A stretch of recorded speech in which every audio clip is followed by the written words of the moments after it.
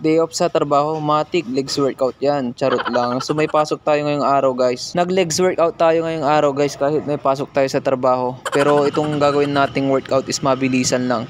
So ayan, nag-stretching na tayo mga kaprotein para iwas sa mga pilay. Lalo na legs workout. Alam nyo na yan. Ayos nga yun.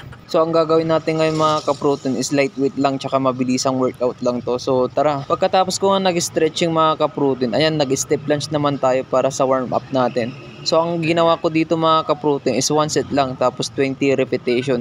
So itong ginawa kong warm up set mga kaprotein is step lunge para ma-activate na yung muscle natin para pag nabuhat na tayo hindi na mahirapan yung muscle natin. At para hindi mabigla yung muscle natin, yan ang purpose ng stretching at saka warm up mga kaprotein.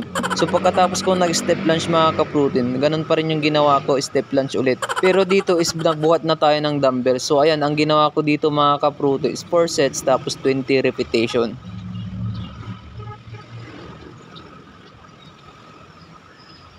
At pagkatapos ko nag-step lunge mga kaprotein, ito naman yung ginawa ko. Ito yung sinunod natin. Ang tawag dito is goblet squats. Tapos ang ginawa ko dito mga kaprotein is 3 sets tapos 10 repetition. So ang focus pala nito mga kaprotein yung sa inner tight natin. Pagka maluwang yung dalawang legs mo is ang focus nun is inner tight. At nag lightweight lang pala tayo dito mga kaprotein.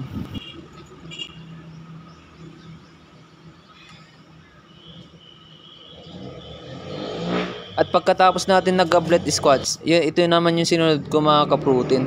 Nag-goblet squats pa rin tayo, pero ito is iba yung focus naman nito. Ang focus nito mga kaprotein yung quads natin tapos yung glutes natin. So ang ginawa ko dito mga kaprotein is 3 sets tapos 10 repetition.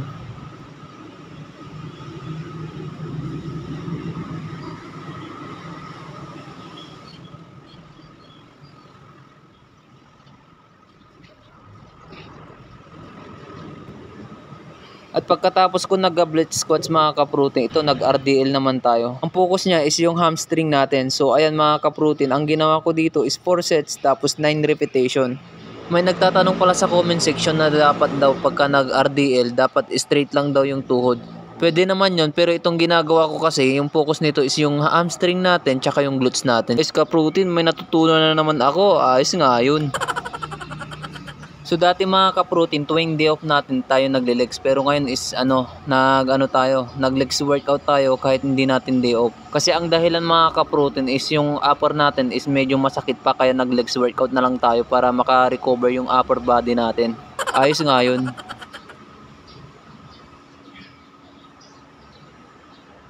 At pagkatapos kong nag-RDL mga kaprotein, sinunod ko naman yung calf natin. So ang ginawa ko dito mga kaprotein is 4 sets tapos 15 repetition. Pero is bago ko ginawa ito mga kaprotein is nagpahinga muna ako ng 30 seconds.